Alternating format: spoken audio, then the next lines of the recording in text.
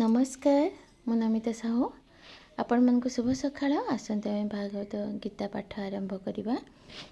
तृतीय अध्याय भगवान उवाच यज्ञ शिष्टासिनः सन्त मुच्यन्ते सर्वकिल्बिषैः भुञ्जन्ते ते त्वघं पापा जे पचन्त्यात्मकारणात् अन्नाद् भवन्ति भूतानि पर्जन्यादन्नसम्भवः यज्ञाद् भवति पर्जन्य यज्ञः कर्म समुद्भवः।